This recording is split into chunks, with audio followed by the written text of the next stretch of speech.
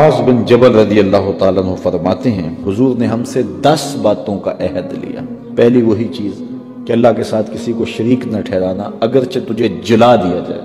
اور تجھے قتل کر دیا جائے۔ دوسری وصیت یہ کی کہ اپنے والدین کی کبھی نافرمانی نہ کرنا، اگرچہ تجھے تیرے گھر سے نکال دے، تیرے اہل سے نکال دے، بچوں سے دور کر دے، لیکن پھر بھی ان کی نافرمانی نہیں کرنی،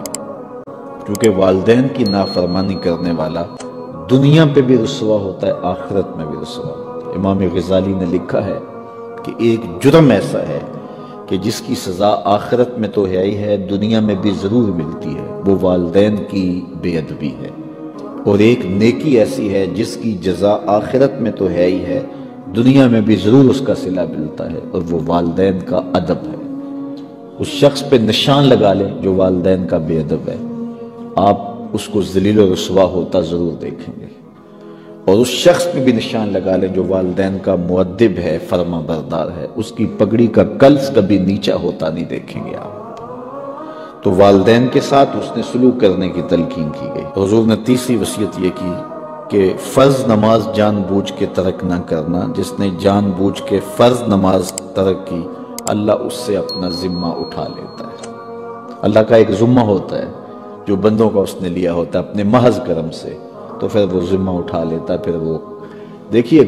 اللہ ذمہ اٹھا لے تو پھر وہ سوائے ذلیل ہونے کے اور کیا اس کا مقصود ہوگا، تو ذلت ہی ذلت اس کا مقدر ہوگا۔ اللہ اکبر۔ آج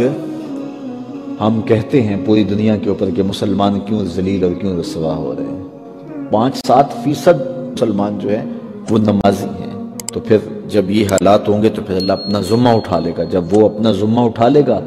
تو پھر ہمیں جو مرضی توڑے، جو مرضی مارے، پھر اس کا ذمہ اٹھ گیا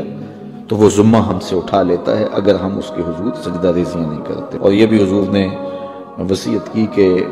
کبھی شراب نہیں پینی، اس لیے کہ ہر بے حیائی کی جڑ ہے، اور فرمایا معصیت سے، گناہ سے بچنا، اگر کوئی گناہ کرتا ہے تو پھر اللہ تعالیٰ اس سے ناراض ہو جاتا ہے۔ چھٹی بات حضور نے یہ ارشاد فرمائی کہ جب جنگ میں کھڑے ہو تو پھر پیٹھ دکھا کے بھاگنا نہیں ہے، اگرچہ لوگ کٹ کٹ کے گر رہے ہیں تو میں صلی اللہ العافیہ، اللہ سے عافیت مانگو، یعنی اللہ سے مانگو عافیت، بیماری نہ مانگو، آزمائش نہ مانگو، مشکل نہ مانگو، لڑائی نہ مانگو، جنگ نہ مانگو، لیکن اگر پڑ جائے تمہارے اوپر تو پھر استقامت دکھاؤ، پھر بھاگنا نہیں ہے، اور یہ کبائر میں سے جنگ سے بھاگ جانا۔ تو فرمایا کہ اگرچہ لوگ کٹ کٹ کے گر رہے ہوں تو جنگ سے بھاگنا نہیں ہے، اور یہ بھی وصیت لی کہ کسی جگہ پہ کوئی بیماری آ جائے اور لوگ موت کا شکار ہو جائیں تو پھر ثابت قدم رہنا ہے، وہاں کو چھوڑ کے بھاگنا نہیں ہے۔ اور 8ویں وصیت حضور نے یہ لی کہ اپنے اہل و عیال پر، اپنے بچوں پر، اپنی بیوی پر اپنی استطاعت کے مطابق کھل کے خرچ کرو، بخل نہ کرو، ان سے ان کی ضروریات کو صحیح پورا کرو۔ اور 9ویں حضور نے یہ وصیت کی کوڑا لٹکا کے رکھو،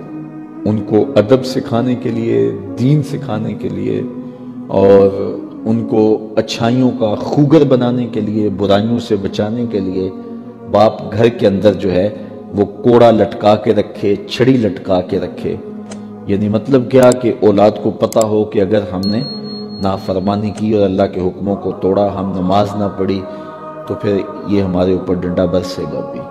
تو ان کو جو ہے وہ اس طرح